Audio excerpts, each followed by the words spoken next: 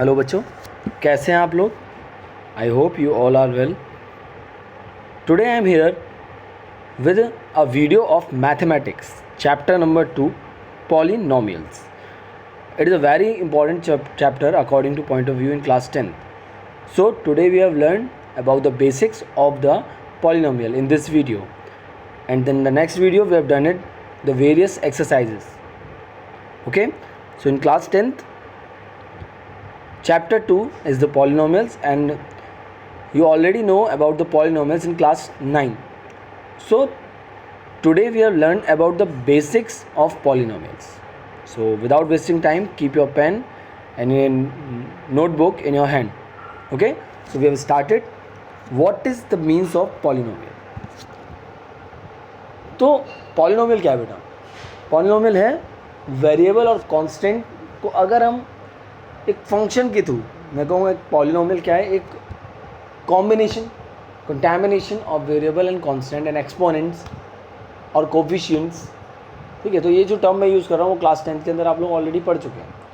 सो polynomial क्या है? एक कॉम्बिनेशन है वेरिएबल्स का कांस्टेंट का, जो बेसिकली 4 फंडामेंटल ऑपरेशन करता है: plus, minus, divide, multiply, addition, subtraction, division और मल्टीप्लिकेशन. 4 ऑपरेशंस को जो परफॉर्म करें किनके अंदर? वेरिएबल्स के अंदर और कॉन्स्टेंट्स के अंदर, उनको हम क्या बोलते हैं? उनको हम बोलते हैं पॉलिनोमियल्स. डेफिनेशन क्लियर हो गई. अब एग्जांपल. एग्जांपल क्या कहता है? जैसे ax² प्लस bx1 cx की पावर नॉट. नॉट का मतलब 0. तो बेटा देखिए, इसमें अगर देखें तो a b c क्या है? कोफिशिएंट्स. जैसे 2x² प्लस 3x प्लस 4, तो ये क्या हो गया? यहाँ पर कोफिशिएंट हो गए. क्या हो गए बेटे? कोफिशिएंट. और पावर्स क्या हैं?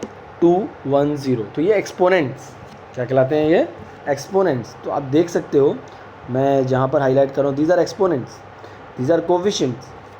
और वेरिएबल्स क्या है बेटा? These are x², these are x1, these are x0. ये क्या है? ये टर्म है. जबकि वेरिएबल तो एक ही है आपके पास, x, y भी हो सकता था, z भी हो सकता था, जो भी हो सकते थे. भाई ज़रूरी थोड़ा ना कि sir ax² plus bx plus c sir ने वही लिया तो वही होगा. नहीं, इसकी जगह हम ले सकते थे भाई, इसकी जगह हम ले सकते थे cy²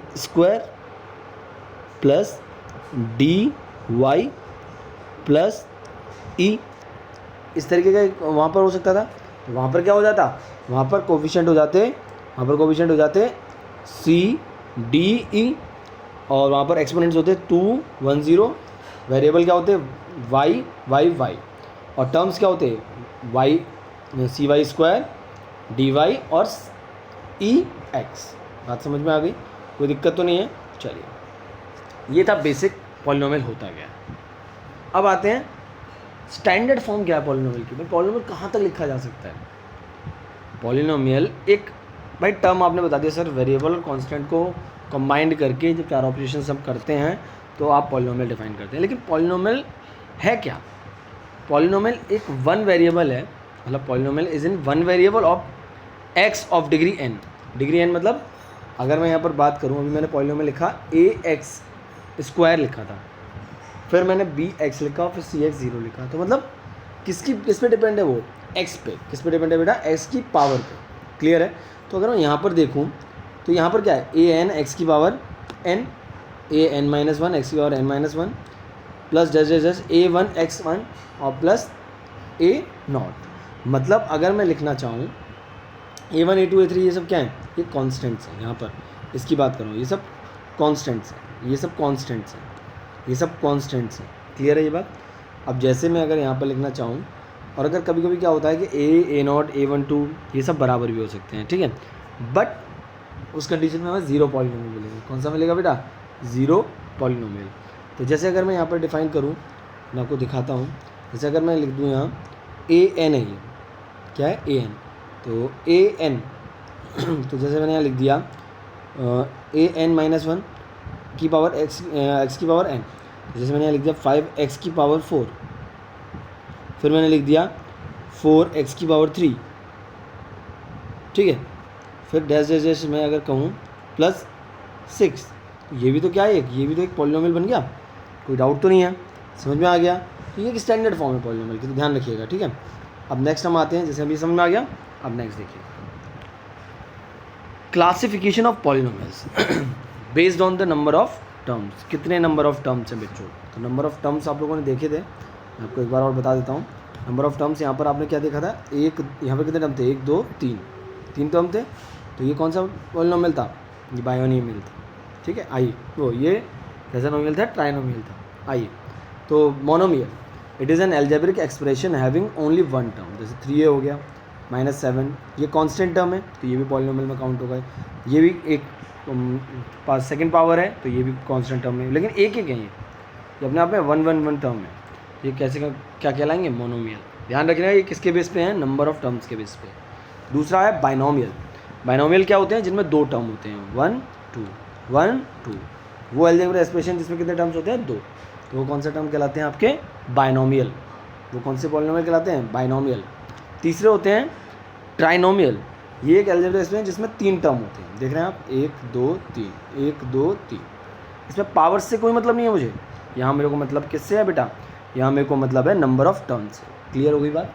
तो अगर मोनोमियल है तो 1 टर्म, बाइनोमियल है तो 2 टर्म, और ट्राइनोमियल है तो 3 टर्म। नेक्स्ट बेटा, नेक्स्ट समझेंगे।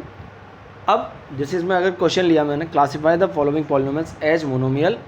भाई देखो, इसमें 1 और 2, ये 2 बाइनोमियल हो गया, 1 2 3 ये ट्राइनोमियल हो गया, और ये मोनोमियल हो गया। क्लियर है? नंबर ऑफ टर्म्स के बेस में। Next, degree of a polynomial. मैंने अभी भी क्या बताया था, वो जो हाईएस्ट पावर होती है, ऊपर वाली पावर किसी भी पॉलिनोमियल की, वो हाईएस्ट पावर जो होती है वो डिग्री कहलाती है। तो डेफिनेशन क्या कहती है? Highest power of the variable in a polynomial is called the degree of polynomial. Clear है ये बात? तो डिग्री कांस्टेंट टर्म की हमेशा 0 होती है, ध्यान रखना। अगर यहाँ लिखा होता +4 तो उसकी डिग्री क्या होती? 0 होती। जैसे यहाँ पर 3 लिखा हुआ है तो इसकी डिग्री क्या है? 0 है। 2 लिखा हुआ है, इसकी क्या है? डिग्री 0। हाईएस्ट पावर जो होगी उसी को हम डिग्री बोलेंगे, ठीक है, याद रखना। जैसे क्वेश्चन मैंने लिया है यहाँ पे, x की पावर 4 2x² + x, एग्जाम्पल है ये, तो इसकी हाईएस्ट डिग्री कितनी है? 4 है। तो एग्जाम्पल ले रहे हैं हम लोग, ठीक है। एग्जाम्पल अगर हम लेंगे, एग्जाम्पल में अगर मैं यहाँ देखूँ तो इसकी हाईएस्ट डिग्री कितनी है? 4 है। क्या है बेटा? 4। तो मैंने देखिए आंसर में 4 लिखा है, इसकी डिग्री कितनी है? 4। इसकी हाईएस्ट डिग्री कितनी है? 5 है। कितनी है बेटा? 5। क्लियर हो गई बात? कोई डाउट? ठीक है, नेक्स्ट आगे बढ़ते हैं। अब आते हैं classification of polynomials based on degree. किसके बेस पे कर रहे हैं हम लोग? डिग्री के। इससे पहले हमने किसके बेस पे किया था? नंबर ऑफ टर्म्स के। नंबर ऑफ टर्म्स के बेस पे कितने होते हैं? मोनोमियल, बाइनोमियल और ट्राइनोमियल। तो सर यहाँ कैसे होंगे? यहाँ होंगे लीनियर, क्वाड्रेटिक, क्यूबिक। आइए, तो लीनियर में क्या होगा? हाईएस्ट डिग्री कितनी होगी बेटा? 1। हाईएस्ट डिग्री 1 1 1, ठीक है। क्वाड्रेटिक पॉलिनोमियल में हाईएस्ट डिग्री कितनी होगी? 2 2 2 2। कोई doubt? Cubic polynomial highest degree कितनी होगी बेटा? 3। कोई डाउट? 3 3। इसमें ये बिल्कुल नहीं देखेंगे कि नंबर ऑफ टर्म्स कितने हैं, बार बार रिपीट कर रहा हूँ, नंबर ऑफ टर्म्स नहीं देखेंगे क्योंकि ये किसके बेस पे है? ये है डिग्री के बेस पे। क्लियर हो गई बात? ठीक है, आइए अब आते हैं graph of a polynomial. Very easy होता है भाई। अगर हम देखें तो एक्चुअली हम किसकी बात कर रहे हैं? फंक्शन ऑफ एक्स की। किसकी बात कर रहे हैं? फंक्शन ऑफ एक्स की। तो जो भी वेरिएबल होंगे, जो भी कांस्टेंट टर्म्स होंगे, अभी हम यहाँ पर एक्स को मानकर चल रहे हैं। किसको? एक्स को। 2 कोऑर्डिनेट्स होते हैं, सब लोग जानते हैं, एक्स और वाई। तो पहले वाले में अगर देखें अब लीनियर पॉलिनोमियल, तो लीनियर में मतलब हाईएस्ट डिग्री 1, इस तरीके का ग्राफ आएगा। और ये कितने पॉइंट्स पर कट करेगा? 1 पॉइंट पर, ध्यान रखना, और एक एक्सेस में लाई करेगा। क्लियर है? यहाँ पर 2 एक्सेस में लाई करेगा। हाईएस्ट पावर कितनी है? 2। तो ये कैसा है? क्वाड्रेटिक। अब यहाँ नंबर ऑफ उस पर नहीं देख रहे हैं, ना नंबर ऑफ टर्म्स के टर्म पे देख रहे हैं हम, और ना उसके बेस पे देख रहे हैं हम, दोनों में मिक्स चल रहे हैं, ठीक है। तो जैसे हम लीनियर में देखा हमने, क्वाड्रेटिक में देखा हमने हाईएस्ट पावर 2, और यहाँ पर हमने हाईएस्ट पावर 3 देखी, कोई भी। तो डिग्री के बेस पे चल रहे हैं हम तीनों में, ठीक है। क्लियर हो गई? तो ट्यूबिक में कितना होगा? 3 एक्सेस में, 1 2 3, जैसे कि आप देख पा रहे हैं। सॉरी डिस्टर्ब हुआ, देखते हैं। देखिए यहाँ पर 1 एक्सिस में, यहाँ पर 2 एक्सिस में, यहाँ पर 3 एक्सिस में। फोर्थ कोऑर्डिनेट नहीं छेड़ा इन्होंने। क्लियर हो गई बात? कोई दिक्कत तो नहीं है? चलिए अब आते हैं हम वैल्यू ऑफ अ पॉलिनोमियल। अब वैल्यू कैसे निकालते हैं किसी भी पॉलिनोमियल? तो देखिए बेटा, अगर हम नॉर्मली बात करें वैल्यू ऑफ पॉलिनोमियल की, तो ग्राफ हमने बता दिया आपको वैल्यू ऑफ पॉलिनोमियल की। Value of polynomial x = a is obtain bye substituting x = a। अब मुझे इसे इस पॉलिनोमियल की वैल्यू निकालनी है। क्वेश्चन पे आता हूँ डायरेक्ट। इस पॉलिनोमियल की वैल्यू निकालनी है, किस पे निकालनी है, p इज इक्वल टू 1 पे। मतलब यहाँ पर a की वैल्यू किसके बराबर दी हुई है, 1 की, क्योंकि यहाँ pa लिखा हुआ है, यहाँ p1 लिखा हुआ है, तो 1 को उठा के इसमें डालेंगे। क्लास 9 के हमने अंदर ऐसे क्वेश्चन किए हैं हम लोगों ने, उठा के डाला तो वैल्यू आपको मिल जाएगी। मतलब ये वैल्यू किसकी होगी, इस पॉलिनोमियल की, किस पे, जब a इज इक्वल टू क्या हो, 1। कोई डाउट तो नहीं है। ऐसे ही आप अब आते हैं zeros of a polynomial. Class 9 में भी हमने निकाले हैं ये, लेकिन एक बार रिपीट कर देते हैं। देखिए बेटा, अगर किसी रियल नंबर के लिए अगर आप ज़ीरो निकाल रहे हो, कोई भी रियल नंबर है, जैसे ए अभी मैंने बताया था, तो real number A is called zero of polynomial, जिससे पुट करने पे कोई भी टर्म क्या हो जाए, ज़ीरो हो जाए। कोई भी पॉलिनोमियल जिस वैल्यू को पुट करने पे पूरा क्या हो जाए, ज़ीरो हो जाए, उसको हम क्या बोलते हैं, ज़ीरो ऑफ अ पॉलिनोमियल। अगर उस टर्म को पुट करने पे उस पूरे पॉलिनोमियल की वैल्यू क्या हो जाए, ज़ीरो हो जाए, तो हम उसको क्या बोलते हैं, उसको बोलते हैं zero of a polynomial. Example ले लेते हैं, check whether √2 and -√2 are the zeros of the polynomial x² - 2। तो मैंने क्या किया, पहले x की जगह मैंने क्या पुट किया, -2, तो देखा ज़ीरो आ रही है। √2 पुट करके देखा, इस पर भी ज़ीरो आ रही है। इसका मतलब ये दोनों आपस में क्या है, ये ज़ीरोज़ हैं किसके, पॉलिनोमियल x² - 2 के। कोई डाउट तो नहीं है, क्लियर है बात। चलिए नेक्स्ट, इसमें आप चेक करिए, px is equal to LX + m। देखिए, अगर आपने इसको ज़ीरो, इसने बोला है ज़ीरो बताना है आपको, क्लियर सी बात है, उसमें तो आपको ज़ीरो देख रखा था, आपको चेक करना है। अब उसमें आपको बताना है, तो आपने क्या किया, इस px की जगह आपने क्या रख दिया, ज़ीरो रख दिया। Zero is equal to LX + m, clear है। तो LX इज इक्वल टू क्या हो जाएगा बेटा, उधर जाएंगे हम -m, तो x इज इक्वल टू क्या हो जाएगा बेटा, x is equal to very easy -m/l। तो इसका ऑप्शन कौन सा सही है, option number 3, x is equal to -m/l। कोई दिक्कत तो नहीं है। चलिए अब आते हैं geometrical meaning of the zeros of a cubic polynomial. Geometrical meaning ध्यान दीजिएगा, ज्योमेट्रिकल में अगर देखेंगे तो हम ग्राफिकल भी देखेंगे, वहाँ पर ज्योमेट्री में दोनों चीज़ें देंगी। तो स्टैंडर्ड फॉर्म क्या होती है बेटा, क्यूबिक पॉलिनोमियल की, ax³ + bx² + cx + d, ये आपकी स्टैंडर्ड फॉर्म होती है, ठीक है। जिसमें क्यूबिक पॉलिनोमियल में हाईएस्ट पावर कितनी होती है, 3 होती है। क्लियर है ये बात। जहाँ पर a है वो कभी ज़ीरो नहीं हो सकता। जो x कोऑर्डिनेट में हमेशा हम किसके बेस पे जज करेंगे, x कोऑर्डिनेट के बेस पे। अगर हमें यहाँ पर दिया है y = ax³ + bx² + cx + d, ये इंटरसेक्ट कर रहा है किस पे, x एक्सिस पे, तो हम यहाँ पे से क्लियर कर सकते हैं कितने, इसके कितने ज़ीरो जाएंगे, कितने ज़ीरो जाएंगे, ये x कोऑर्डिनेट पे जितनी जगह कट करेगा उसको हम बोल देंगे इसके कितने ज़ीरो जाएंगे, नंबर ऑफ जीरोज वहीं से कैलकुलेट कर लेंगे। यहीं से देख लीजिए, तो 1 2 3, तो इसका मतलब हमें यहाँ से समझ में आ गया कितने ज़ीरो जाएंगे, इसके 3 ज़ीरो जाएंगे। अब देखिए आगे, जो x कोऑर्डिनेट्स है, point A B C are the 3 zeros. तो देखिए 1 2 3, 1 2 3। अब बात आती है a की, जब a इज़ ग्रेटर देन 0 और a इज़ लेस देन 0। अगर a बड़ा है, 0 से बड़ा है, किससे बड़ा है, 0 से, हमेशा जो ग्राफ लाइक करेगा, जो हमेशा ग्राफ लाइक करेगा, वो इनिशियली कहाँ से स्टार्ट करके करेगा बेटा, आप ध्यान दीजिए। और अगर a से छोटा होगा तो आप देखिए इस तरीके का ग्राफ, और जब a बड़ा होगा तो इस तरीके का ग्राफ लाई करेगा। मतलब अगर हम यहाँ पर देखें तो x और y के बीच में ये जो ग्राफ देख रहे हैं आप लोग, ठीक है, और यहाँ पर देख रहे हैं, तो पॉइंट्स कहाँ कहाँ लाई कर रहे हैं, 1 2 3। सेम टू सेम इसका रिवर्स अगर हम कर देंगे, जब वो 0 से बड़ी हो रही है वैल्यू, तब कैसे लाई करेगा। यहाँ पर आप जानते हैं +x -x +y -y। तो आप खुद देख सकते हैं कि यहाँ पर माइनस में तीनों वैल्यूज़ लाई कर रही हैं, यहाँ पर प्लस में तीनों वैल्यूज़ लाई कर रही हैं, ठीक है, कोई दिक्कत। चलिए यहाँ पर केस 2 में नंबर ऑफ़ कोऑर्डिनेट्स यहाँ पर 2 हैं, सेम टू सेम रहेगा, बिल्कुल सेम टू सेम, ठीक है। अब यहाँ पर देखो, a is greater than 0, a is greater than 0, a is less than 0, a is less than, तो नंबर ऑफ कोऑर्डिनेट्स 2 पॉइंट्स पे कट किया। अगर कहीं क्वेश्चन आ गया कि इस तरीके से कि कितने पॉइंट्स पे कट कर रहा है, उतने पॉइंट्स को देखकर हम क्या बता सकते हैं, हम बता सकते हैं कि नंबर ऑफ़ ज़ीरोज़ कितने हैं। क्लियर है। सेम टू सेम केस 3 में आप देख सकते हैं कितने नंबर ऑफ़ ज़ीरोज़ हैं, यहाँ से पता चल रहा होगा, 1 1 1 1 1 और 1।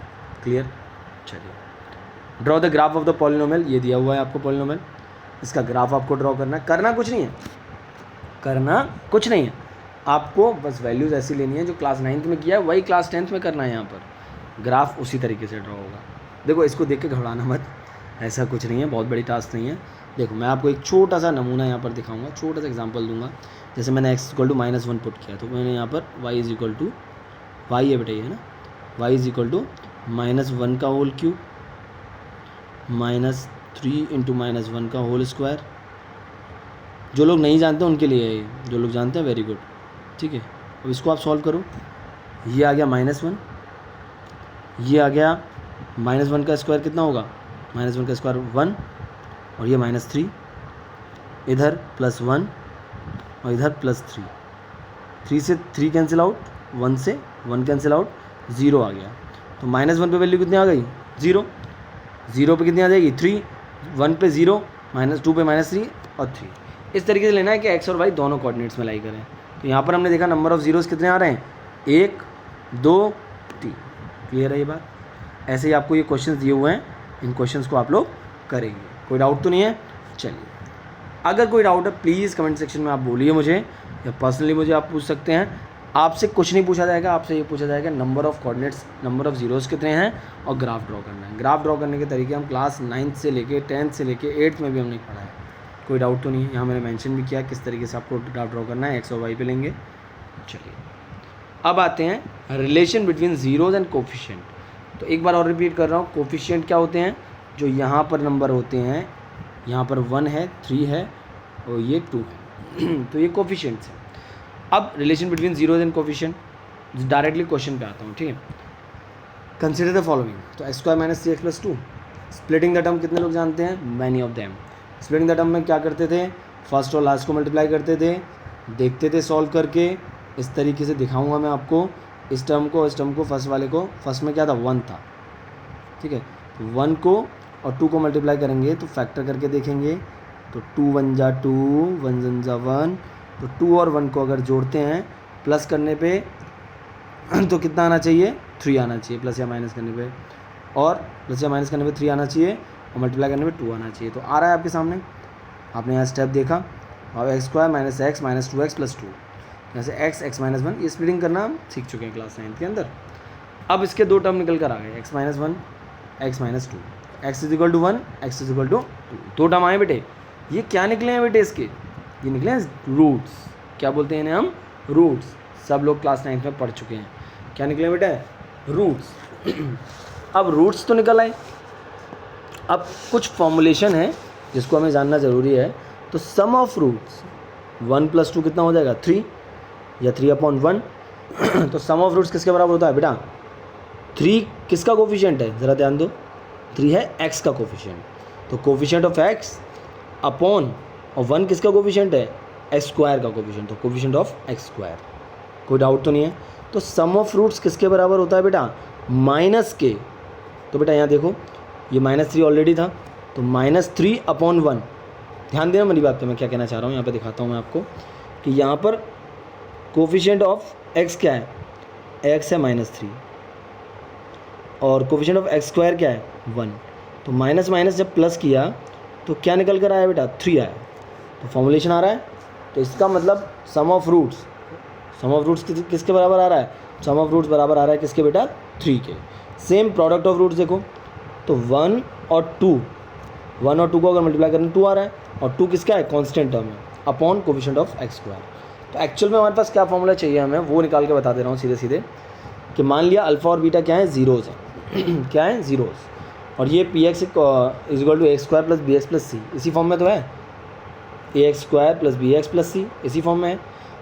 तो हमने आपको देखा यहाँ पर, तो पहला हमने 0 मान लिया x - अल्फ़ा, दूसरा हमने मान लिया x - बीटा। तो यहाँ से x = अल्फ़ा + बीटा, ये इस फॉर्म में आ गया।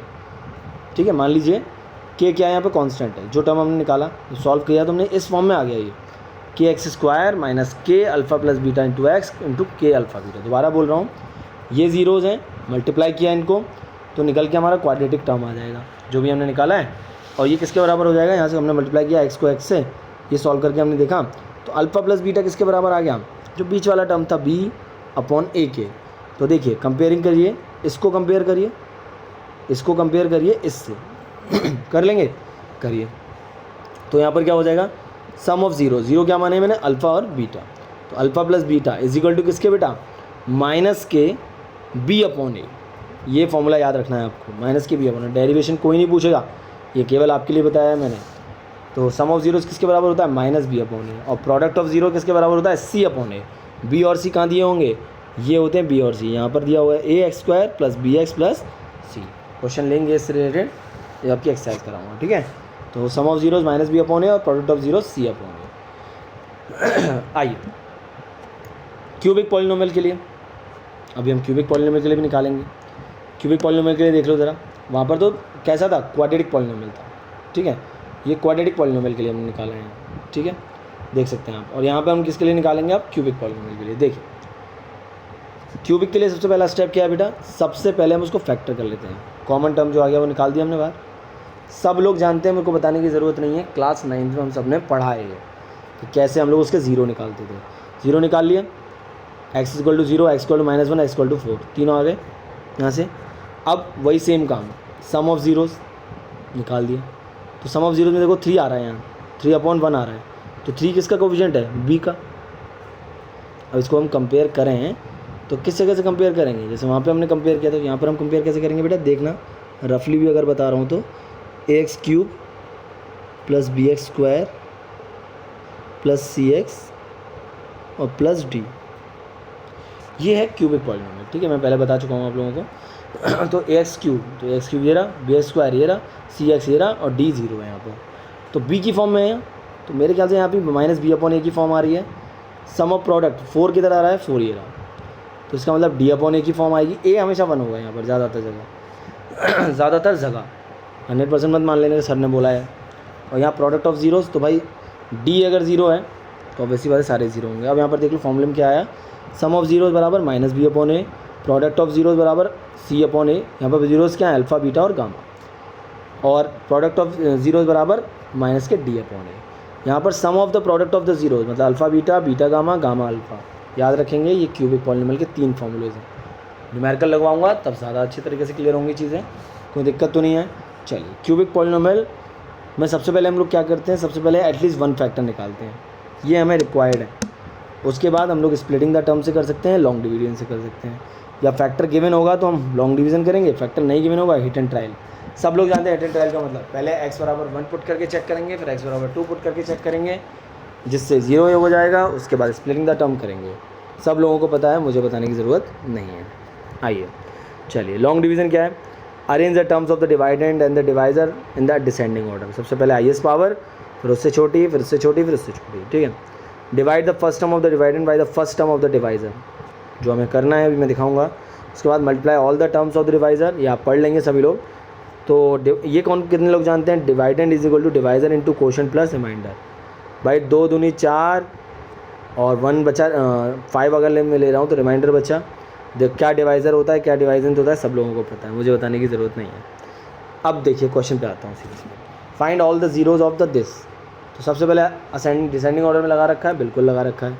कितने से डिवाइड करना है, x-1 से, तो x से हमें 2x³ में करना है। किसमें करना है बच्चे, x से हमें 2x³ में। मैं हमेशा शॉर्ट ट्रिक बताता हूँ आपको कि साइड में करके देखो हमेशा कि 2x³ डिवाइडेड बाई x, तो x से किया तो कितने टाइम्स जाएगा, 2x² टाइम्स, तो वही किया मैंने यहाँ देखो, डिवाइड किया। ऐसे ही नंबर 1 करके फिर आपको चेक करना है, यहाँ पर डिवाइड करना आप लोग क्लास 9 के अंदर सीख चुके हैं।